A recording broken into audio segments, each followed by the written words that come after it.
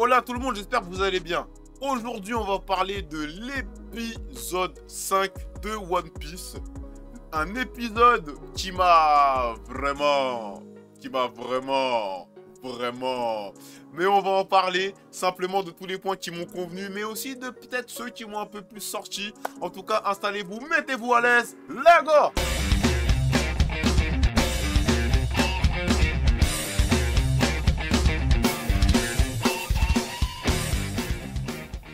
On commence simplement avec la relation Luffy-Yarp. Comment les échanges qu'ils ont, on sent qu'ils sont de la même famille. Les deux, ils sont cinglés. Ça se voit. Il lui lance un boulet de canon à la main. Il fait son gom-gom balloon. Et je reviens juste après dessus. Il fait son gom-gom balloon. Il lui renvoie. Yarp lui dit, mais bien joué, gamin. Mais il est malade, ce type. Il est malade, ce type. Mais ils sont malades, ces types. Mais c'est trop crédible en fait, c'est trop crédible, ils ont vraiment saisi la relation Luffy-Yarp. Je trouve ça trop bien. Le Gom Gom Balloon, franchement ça m'a pas choqué. Alors après, il y a des gens qui disent, oui mais l'élasticité ça fait kitsch. Oui mais c'est le but en fait.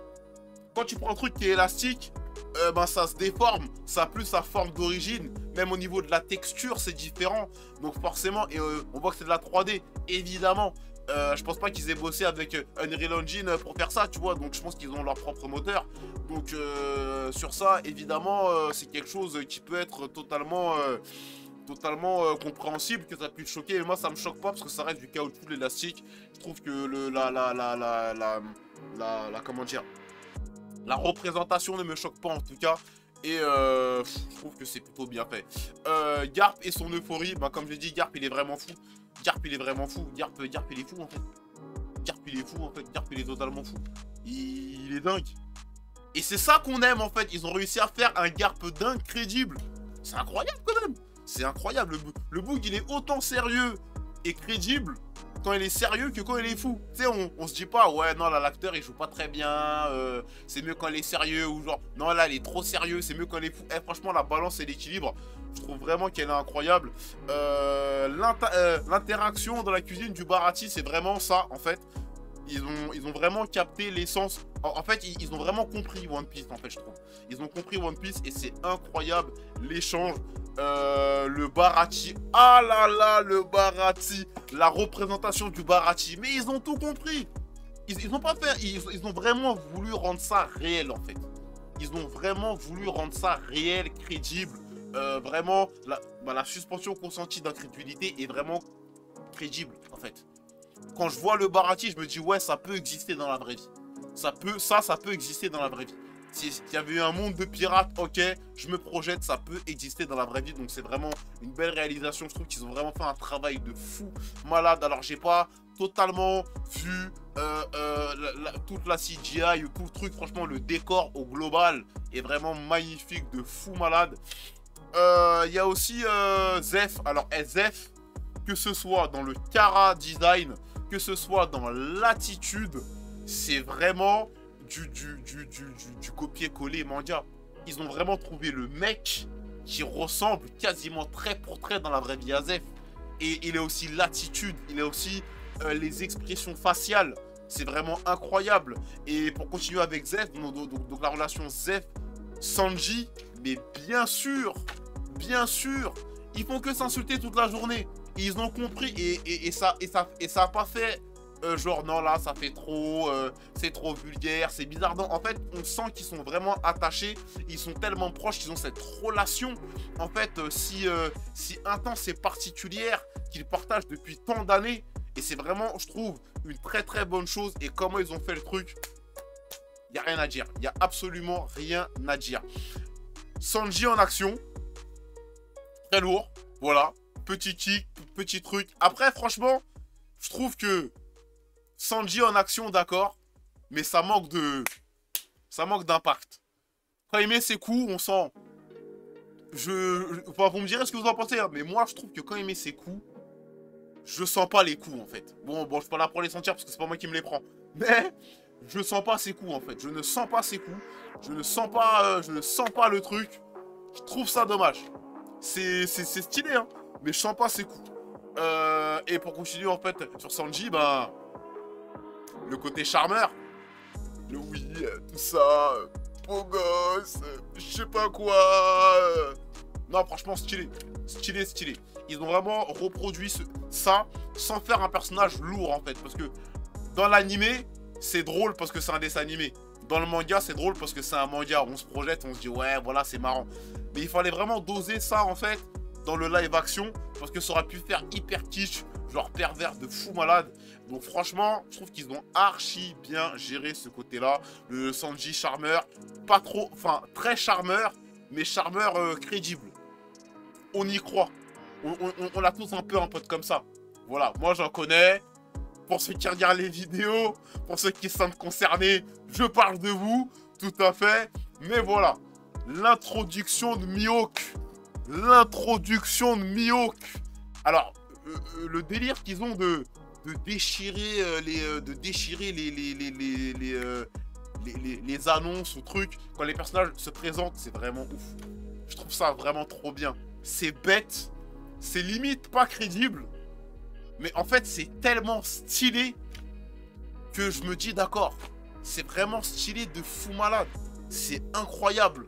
Et ce que j'ai bien aimé aussi, parce qu'il y a un revirement scénaristique qu'ils ont fait, c'est qu'ils ont changé ce qui s'est passé avec Don Krieg. Parce que Don Krieg, en fait, finalement, il se fait fumer par Mihawk, mais c'est même pas au Baratie. Voilà, il se fait juste fumer par Mihawk. D'ailleurs, très stylé et vraiment...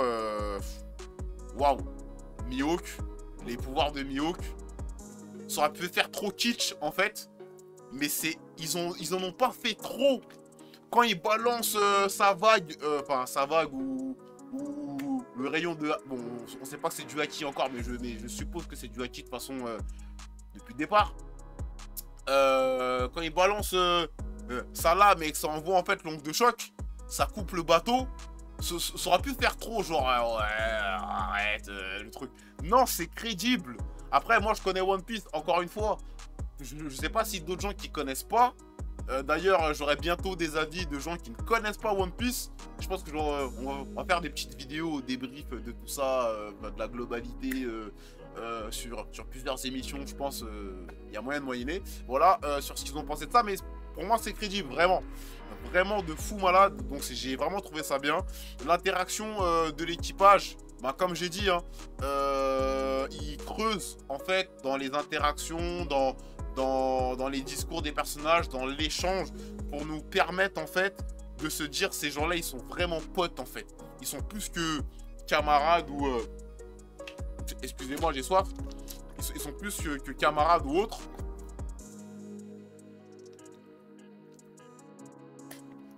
Ils sont amis. Ou du moins ils commencent à devenir amis.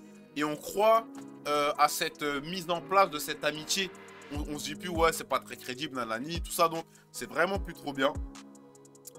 On a l'introduction sur l'intrigue de Nami, on commence à la voir. On commence doucement à la voir, simplement.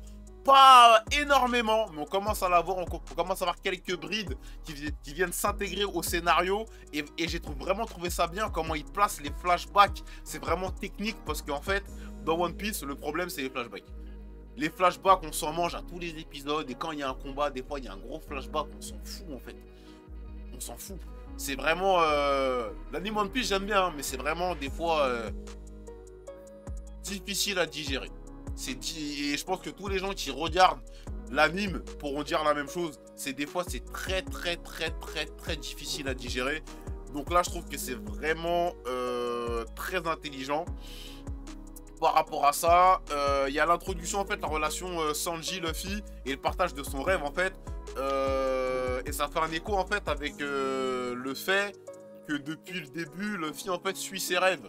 Donc il y a toujours ce fil conducteur, hein, comme j'ai dit dans l'épisode d'avant, ce fil conducteur avec les personnages qui veulent concrétiser, réaliser et conserver leurs rêves. Et Luffy est vraiment en fait ce moteur à je vais t'aider à réaliser ton rêve, réalise ton rêve, écoute, fais-le. Et c'est vraiment incroyable, je trouve, au niveau de ceci. Il y a l'introduction de la relation Zoro-Mihawk. Zoro-Mihawk, que j'ai trouvé bien. Ça te balance des petits trucs épisodiques, tu dis ouais, vas-y, je vais t'affronter, etc. Trop bien, trop bien, trop bien. Ils ont vraiment trop fait le truc. Trop bien fait le truc. C'est juste bien, c'est juste équilibré, c'est pas trop. C'est bien équilibré, je trouve ça plutôt vraiment intéressant.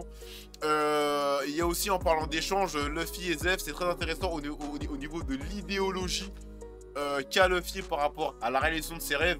Et Zeff qui, qui trouve ça stupide et qui dit ouais, c'est bien d'avoir un rêve, mais ça sert à rien d'avoir un rêve. Et Luffy en fait qui lui dit non, c'est pas ça le truc, tu comprends pas. Sanji, c'est ça qu'il veut faire. Donc tu pourras lui dire ce que tu veux, ça va pas le dérouter. Et c'est ça qu'il doit faire. Il doit continuer sa route. Tout comme Luffy continue sa route. Et tout comme Luffy, il essaie de drainer les gens vers lui, les ramener vers lui, les tirer vers la bonne direction. Et c'est ça que j'ai trouvé vraiment fou, malade et incroyable. Il y a aussi le respect du rêve de Zoro avec l'OST de l'animé, franchement. Incroyable, incroyable, j'ai vraiment kiffé. Vraiment kiffé, je veux être le meilleur sabreur. Voilà, j'ai vraiment kiffé de fou malade. Il y a la classe de Mihawk et surtout quand il dit quand ils vont se taper avec Zoro et que Zoro il sort ses sabres et tout et Mihawk il sort son petit truc et Zoro lui dit ouais mais attends mais c'est une blague. Il lui dit je ne chasse pas un lapin avec un canon. Oh putain mais quel punchline. Mais quel punchline. Je ne chasse pas un lapin avec un canon. Mais un mec qui me dit ça. Mais attends, mais moi je me transforme en Super Saiyan. Voilà. Voilà. Et on se la donne. Et on se la donne. Alors, je trouve que dans ce combat-là, par rapport aux autres, est un peu plus dynamique. Après, c'est peut-être plus facile parce que c'est du sabre contre sabre. Après, il y a toujours cette sensation de moment d'arrêt. En fait, j'aimerais qu'il n'y ait pas de moment d'arrêt. Parce que les moments d'arrêt donnent l'impression, enfin, du moins, c'est l'impression que j'en tire après qu'on connaît le combat de One Piece. Et quand on regarde John Wick et d'autres trucs, bah on se dit, ouais, on a l'impression que les mecs, ils s'arrêtent. Ils se battent, mais ils s'arrêtent, mais c'est pas crédible. C'est peut-être ma sensation. Ils auraient dû faire des scènes sur arrêt, mais des ralentis plutôt. Que ça se tape vite, mais qu'il y ait des ralentis. Peut-être que du coup, ça aurait été un peu plus pertinent. Je ne sais pas. Mais c'est vrai que j'ai trouvé ça vraiment, vraiment bien. Vraiment très bien. Il y a encore le côté 3 sabres de Zoro. Donc franchement, je le redis, totalement crédible. Le mec qui se tape avec un sabre dans la bouche, ça me choque même pas. Dans l'anime, ça me choque pas parce que ça n'existe pas. Mais là, il me le fait en live. Là, j'ai dit non. Là, j'ai dit non, c'est vraiment trop bien réalisé.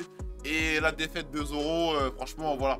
Donc dans la globalité de cet épisode-là, je trouve que pareillement, comme dans les autres, mais celui-là, je trouve meilleur que le 3 et le 4 en termes de transition scénaristique, en termes en termes de changement, en termes d'adaptation, était beaucoup mieux à mon goût que le 3 et le 4 qui étaient bien. Bon, le 3, j'aurais pas fait ces choix-là, comme je l'ai dit, mais le 3 et le 4, donc effectivement, ils ont fait une belle réinterprétation, une belle adaptation et j'ai vraiment aimé cet épisode-là. Voilà ce que j'avais à dire par rapport à la vidéo. Donc si tu as aimé la vidéo, laisse ton meilleur big bad pouce bleu juste en bas. Dis-moi en commentaire de ce que tu as pensé de mon avis, de ce que j'ai relevé, des points qui m'ont plutôt plu ou pas plu.